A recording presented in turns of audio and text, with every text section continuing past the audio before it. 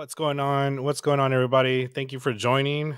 My name's Eric Velasquez, and usually I'm doing interviews with political candidates here locally, but today, so I mean, since obviously it's the off season, so to say, we're here to talk about voting, and not what's going on right now in Texas with the voting rights and everything. We're talking about methods of voting, um, and how different methods of voting could maybe help change the way our election system is run and maybe, I don't know, make things better. So without further ado, let me bring in our guest. What's going on, Aaron? How are you? Hi, Eric. Doing well. Thank you. Good. Awesome. So for anybody who doesn't know, Aaron Hamlin is from the Center of Election Science, correct? Yep, the Center for Election Science. That's right. Right. So tell us more about it, because I'm pretty sure this is the first time anybody has ever heard. Well, not, but you know what I mean. Like anybody that's especially here in Texas has ever heard of the Center of Election Science. So our work is to empower voters through voting methods that strengthen democracy. So in particular, we look at approval voting, which is a method that lets you select as many candidates as you want, and basically in a very simple way makes elections better by making sure that voters can support the candidates they want without worrying about issues like vote splitting, and also making sure that their ideas are heard when they cast their ballot. Yeah, definitely. And I know right now we have plurality voting right now. Um, And so, if for those of you who don't know really what that means, it's how it is right now is you only have you can only pick one person on the ballot for a certain race.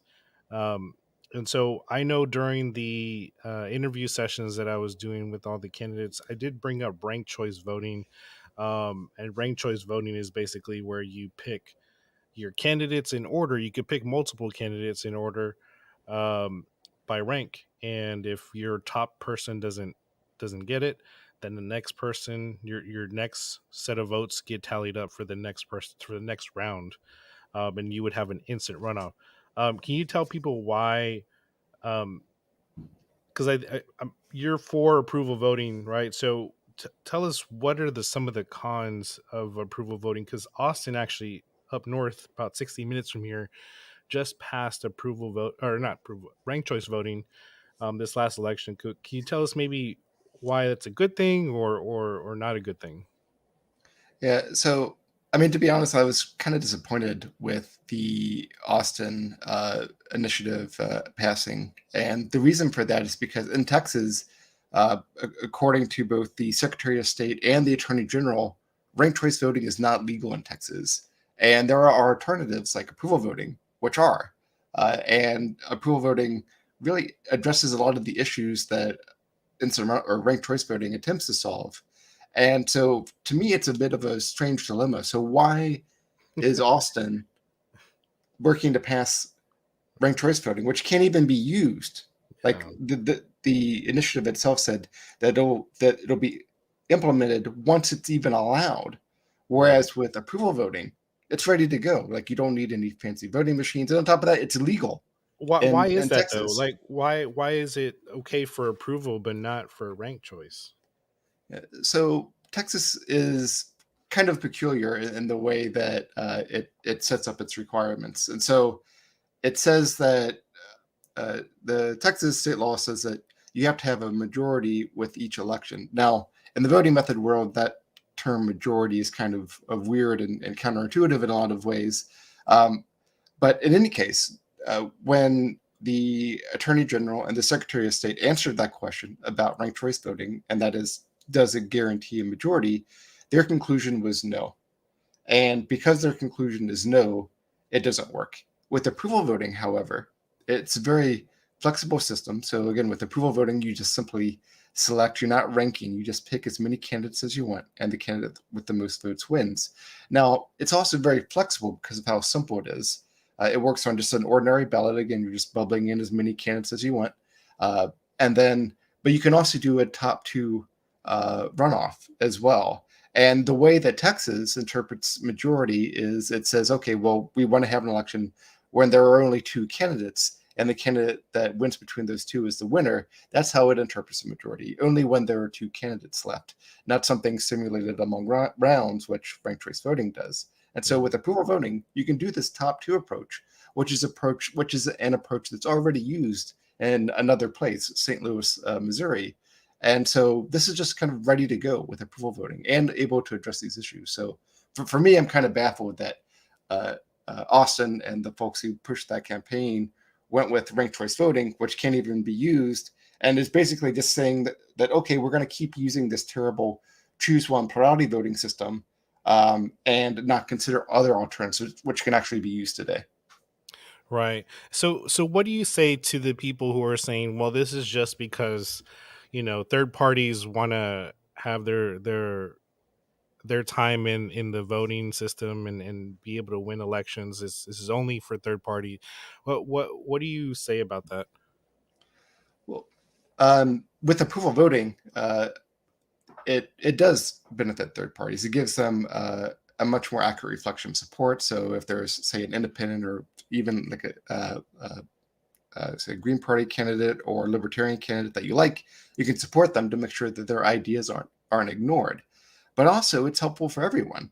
So whether that person is an independent, third party, or a major party candidate, as Texans, like you want to make sure that the candidate that wins is a candidate that actually represents the people.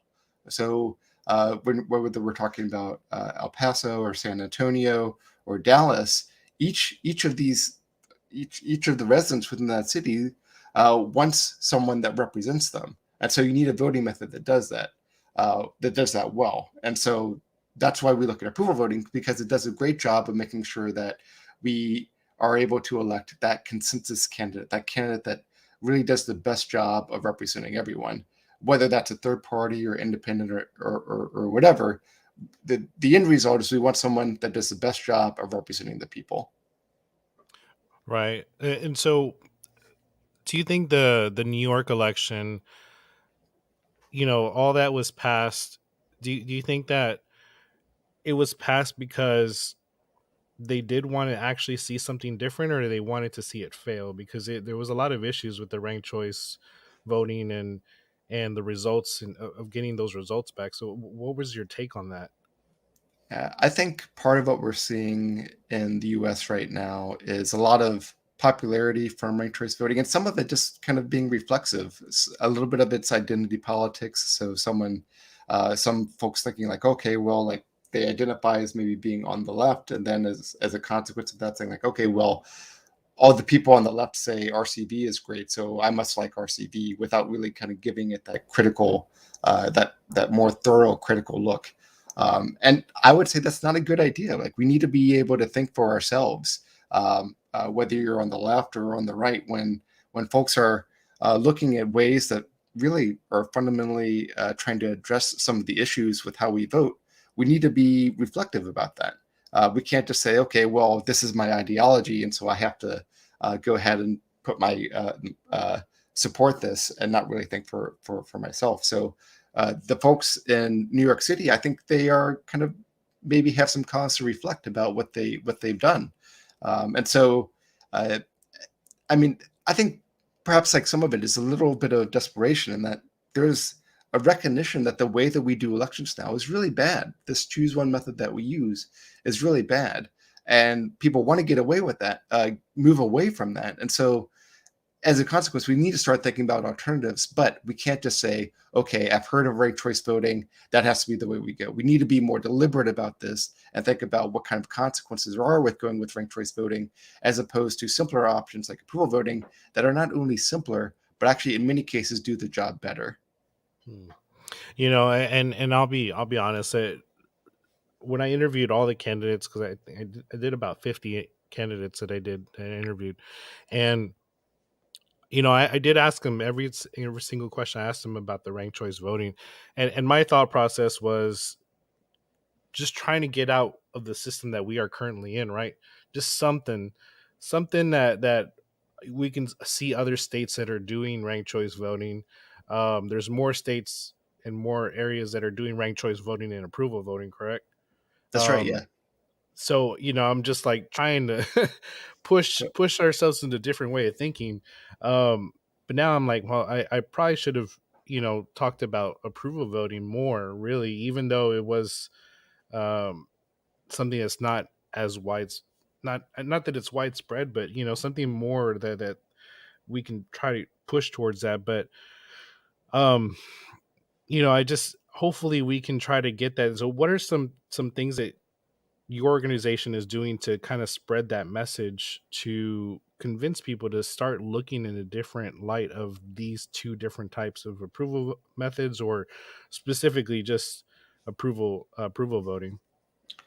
So we have chapters all across the country, including a number in Texas cities. So right now, if you're listening, you're probably in Texas. So I would encourage you to go to our website at electionscience.org. We also have a Discord, which is a way that an environment that we allow for campaigns to be able to talk with each other and to be able to communicate and plan. We have a process for training for folks who want to get involved in campaigns.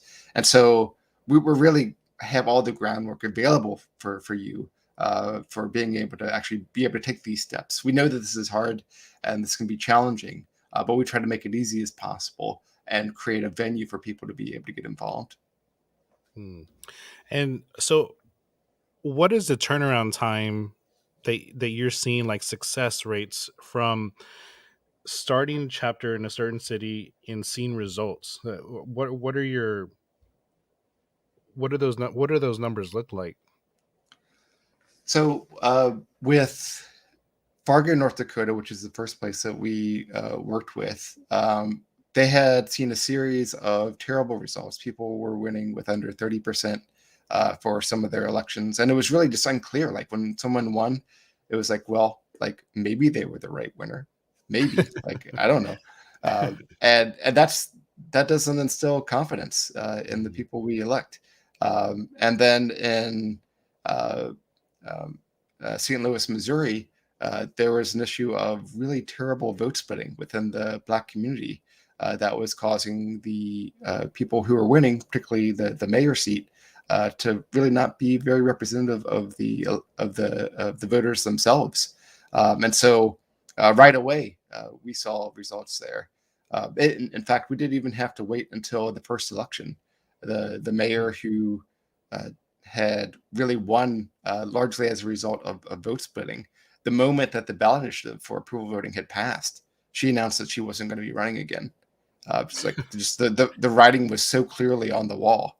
And then as a consequence, the very next election, the woman who had lost previously, which appeared to be largely because of vote splitting, wound up winning, and she became Mm, the first Black woman mayor of St. Louis. that's awesome. You know,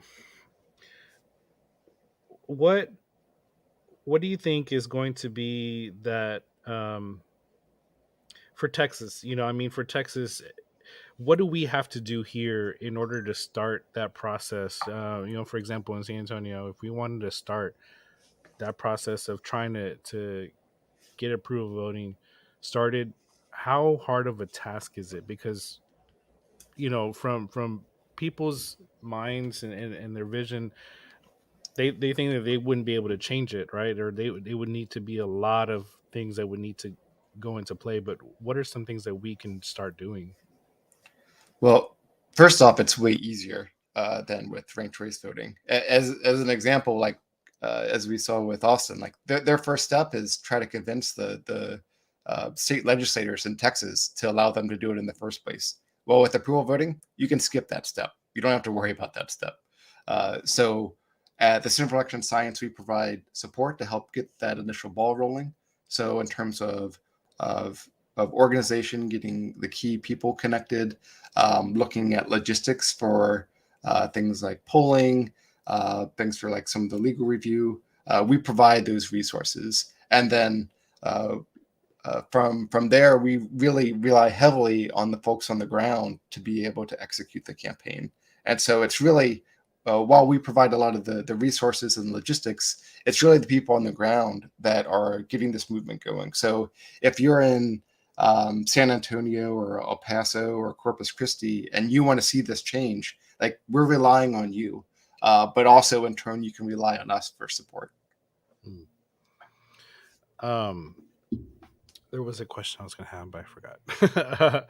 um, man, yeah, because I think the biggest thing is, we worry about trying to get the votes and obtaining signatures and stuff like that. So I'm assuming you would have to obtain signatures for something like that to be able to even be on the ballot to vote on.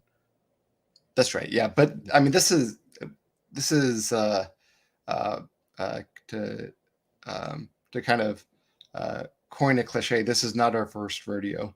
Right. Yeah. This is something that we've done before. We're familiar with how this works, and so we recognize that when other people are trying to get involved, they want to assess risk of like, okay, well, how likely is this to likely to go forward? And so we take the appropriate steps ahead of time to make sure that we're able to address people's concerns in terms of like, okay, well, like, is this likely to pass?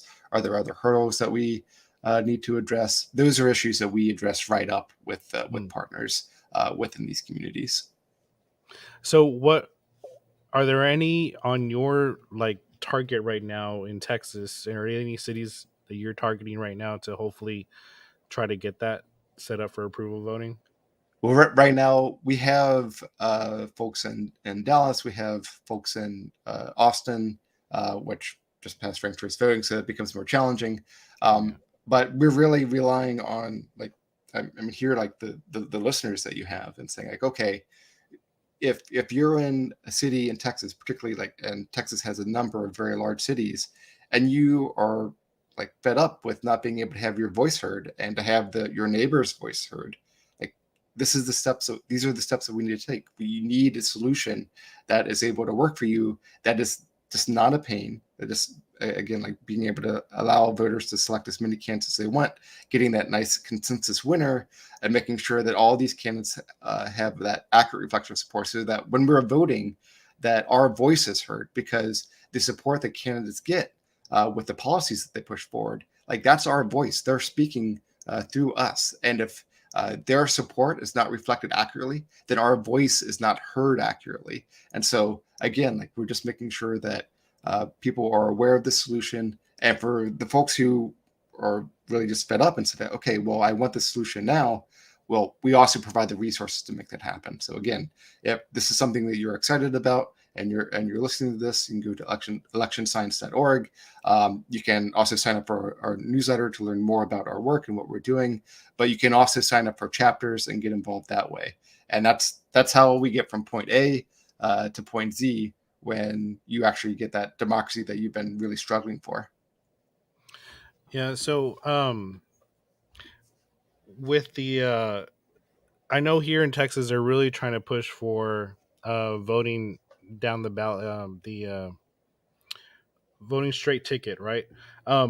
If they were to reinstate straight ticket and then also put up an approval voting, would that change anything with the approval voting if it's straight ticket? Or would Um, straight ticket not even be a thing if approval voting happens? Well, I mean, I guess it would depend a bit. So if some of the elections, if they were just nonpartisan elections and you had multiple people from, and they were open, uh, and and you had multiple people from the same party, approval Mhm. voting lets you pick as many as you want. So technically, like you could pick all from the respective party. But in addition to that, like the problem with straight ticket is normally it's just assuming like, oh well, like you know what, I only get this crappy decision of I have to choose one individual from a party, and it's really just kind of frustrating. The Yeah. thing is with approval voting, you don't need to rely on straight ticket voting. You can actually look at candidates and say like, okay, well, I don't have this scarce resource of being forced to choose only one candidate. I can actually express my voice of basically saying I either like a candidate or I don't like a candidate, and then going all the way down the list to say like, okay, well, here's this first candidate. Do I like them, or would I be happy with them being in office, or would I not be happy with them being in office? And then Yeah. going and asking that question down the line. And so the idea of straight ticket voting really in some ways rests on the premise that you can't do that. But here, what we're saying is you should be able to do that. Right. Yeah, and the thing that bothered me is when they talked about putting straight ticket back on the ballot, their reason was because they wanted to make it easier for people to vote. So Yeah, it's like it's like I that doesn't make any sense, because now you're just saying that people aren't educated enough to make their own decisions for the specific person, and it's just like, yeah, no. you know so I don't know what the reasoning, like why you would say that, yeah. um It's. I mean, I guess they're relying on people just like wanting to go down on their ballot and this choosing the person who's next to their favorite party abbreviation. yeah, But it shouldn't be that way. I mean, you should be able to go and look at your ballot and think about each candidate and think like, is this a candidate that I'm happy with? Is this a candidate that I can get behind with their ideas? right, And for each one of those candidates, be able to say I like them or I don't like them. yeah, And yeah, unfortunately, like we're our voices are being muffled right now. definitely. And so can you tell us a little bit about how the Center for Election Science started, and um what your plans are for the future? Yeah, so we started as basically a lot of like engineers and mathematicians. I have a social science background as well as a legal background, and we looked at this basically anew and thought like, okay, well, if we could basically pick a voting method that uh, uh, got us the outcomes that were necessary in terms of really like maximizing people's voice to the greatest extent possible, while at the same time not making it too much of a burden on voters. And after that process of looking at all of the options that were there, approval voting was the clear one to move forward with. And so, following that, we basically started working with communities. So we started with Fargo, and then we followed up with St. Louis, Missouri, and saying like, okay, well, we have a solution that really works for your community, and it's seamless. Like you, like it, and in St. Louis, uh, there was an issue there where a lot of the folks on the ground were being basically kind of solicited by a lot of the ranked choice voting advocates and saying like, hey, um, you should be doing ranked choice voting. But the issue in St. Louis, which was also similar in Fargo, North Dakota, which was uh, it cost a bunch of money to get voting machines that were capable of running a ranked choice voting election. Whereas with approval voting, it's so easy; it works on even the dumbest of voting machines. And so, I guess, like to some extent, what I found disheartening was Austin was really in that same kind of dilemma. And so, but the unfortunate decision that the campaign in Austin made was they said like, you know what, we're going to go ahead and pass this anyway, and even though we can't use it, but in doing that, really creating a political blockade from other being for other immediate solutions being able to be implemented. And so I think Fargo and St. Louis, Missouri, did it right. What they did is they said like, hey, uh, we don't want to have to wait forever. Like our city has needs. Like we have real problems that we need to address. What we're not going to do is we're not going to punt it until some time down the road where our government decides to get us better voting machines or legal changes. What Austin did was they said like, you know what, we are going to punt it, and we're and the consequence of punting it in that instance and creating making it so that they use RCV once the state says that they can, which they're not going to do that because they're not interested in it. So it seems Right. kind of a silly proposition to begin with. Yeah. But they're creating this blockade for actual solutions to be able to be used, and it would break my heart personally if other Texas cities did that as well when they have a very real solution that's right in front of them. Yeah, and that's what I'm actually kind of worried about, because I'm like, man, well now, you know, we're talking um about voting, and actually I've actually gotten a few people that have, commented after my interviews, and me bringing up even just an alternative method, and they're like, yeah, we want something different, but and then somebody brought up the fact that Austin couldn't vote, or they couldn't implement it, And I was like, man, well, I don't have any words to say about that. I don't know, so I think now it's something that we need to really focus on, and because we don't want to implement something that we can't use, uh, and we don't want to create that blockade, because then it would be a fight, and also I'm worried about is if people are going to use that to their advantage to stop something like approval voting from starting to happen in their own city. You know what I mean? Um, but yeah, I thank you for what you're doing, and for the knowledge that you're giving everyone. And uh, how can people get a hold of you and learn more? Obviously, I know you have electionscience.org at the bottom, but how else can people get involved or contact you guys? Yeah. So our election science really is electionscience.org is really the best place to start. So we have all kinds of great resources. Our director of advocacy and campaigns does a wonderful job of working with folks who are new to this, helping them go through trainings, and then also being able to help them think about, like, okay, well, who do I know in my network that could help on this, or who has the right connections, or who could really get other people together. And so this really, I mean, it starts with you, like as an individual, and thinking like, okay, well, thinking about like where you are, whether you're in El Paso or Corpus Christi or San Antonio, and thinking like, hey, like I don't want to wait around for the state to change their mind, because they're not going to. Uh, and I want the solution now because like my community has problems and it has needs that need to be addressed.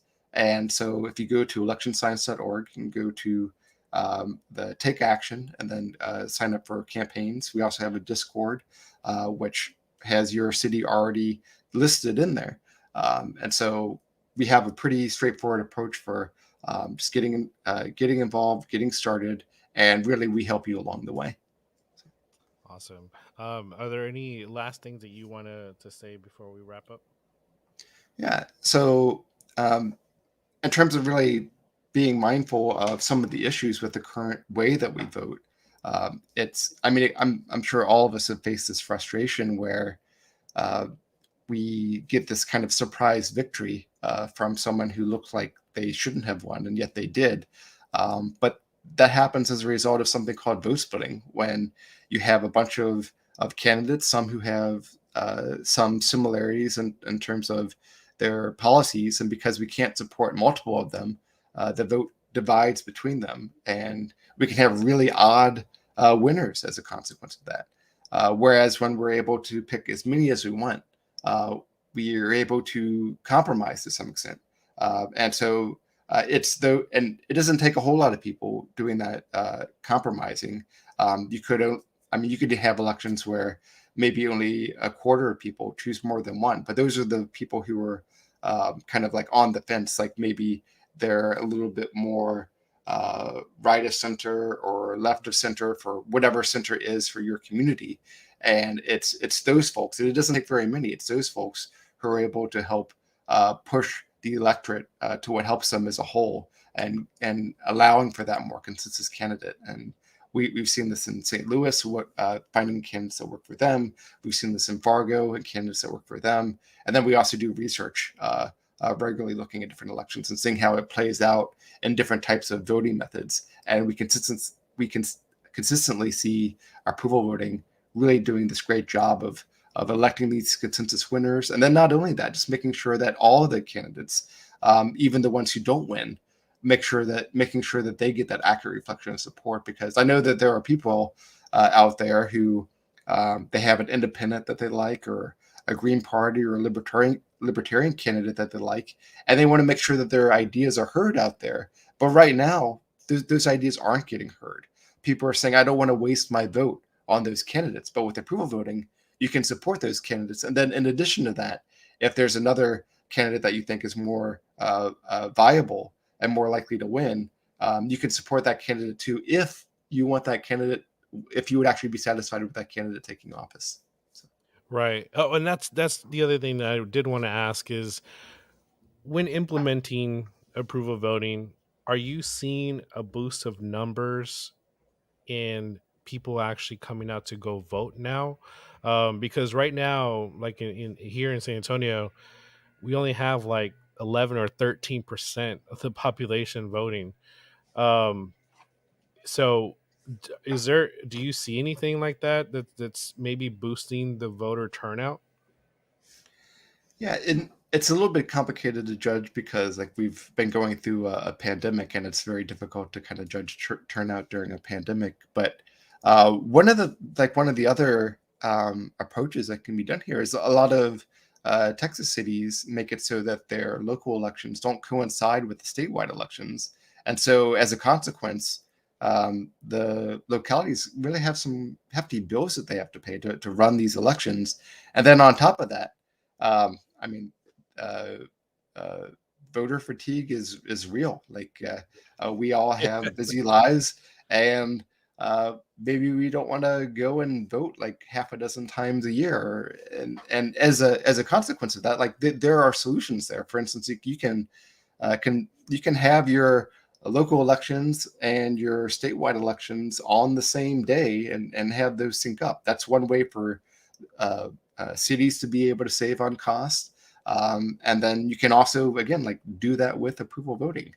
So you can have approval voting for your local elections, and then also at the same time be able to have your statewide elections, so that like all this is taken care of at once. And when you do that, you diminish voter fatigue, and you can get more people to come out to vote because they're not fed up yet of having to uh, go out and interrupt their schedules as often. So there are ways with consolidating the way that we do elections and making sure that statewide and local elections are on the same date to be able to address these. And also like you can, as an example, you could even cut off one of the elections as well by implementing, making it so that whoever wins in the primary, if you have like a top two, that you only have two in the general, and so you don't need that same kind of runoff in the general as well. So there are iterations in how you can implement this so that you can actually cut off or cut out one of the elections as well to make it so that we don't have to go and interrupt our schedules half a dozen times a year. I mean, we care about democracy, but like it would be nice if it was a little bit more efficient with how they time the Right. elections. And it's like it seems like a never ending process. It's as soon as the election's over, oh, got to get ready for the next one. It's just it's never ending, and it's just a constant thing. And yeah, people are like, we don't. All the elections start blending in with each other to people. Um, but with that also, would approval voting limit the amount of runoff elections, like ranked choice, or no? So with ranked choice voting, like again, like it's just not feasible like at all in Texas. Mhm. So it basically just like almost really doesn't even belong in the conversation. But with approval voting, you can have everything done in one election. So you can say like you have like a bunch of candidates, just have it be open, and the candidate with the most votes wins. So you can do it that way, or if you prefer to narrow it down, as an example, like they did in St. Louis. In St. Louis, they made a nonpartisan open primary where everybody was just running together, and then the two candidates with the most votes would go on to a runoff. And so that's the way that they addressed it there. Gotcha. Okay. Yeah, because I know here it's the 50+1. I'm assuming it's like that everywhere else. So that's the thing that it did draw my attention to ranked choice. Because you don't need the runoff, but because for here it's $8 to $10 million just to host a runoff election. It's for the county, which is a lot of money. you Yeah, know, yeah. um, but the fact is, like you were saying, is we can't even do ranked choice voting here. So that's the thing. So, but thank you, Aaron. I appreciate you coming on. I thank everybody for watching, and whoever will watch this later. Let's just keep that conversation going. Uh, get some more information at electionscience.org. Sign up for one of the chapters, whether it's here. You said there's one in San Antonio or just Uh, Austin and all the major cities in Texas. So okay. you if uh, uh, you just if you just go to the website and you'll find what you're looking for. So Okay. Yeah, and so just go on there and get this started, so that way we don't run into an issue like Austin, where it's like a stalemate. You can't do anything. You know, they passed it in great intentions, hopefully, but nothing's being done about it because legislature would need to make it legal. So, but as we all know how everything's going on right now in the Capitol, it's not even a priority for them right now. So, but thank you, Aaron. I appreciate you for coming on, and just thank you everybody for watching. You have an awesome day. thank you, Eric.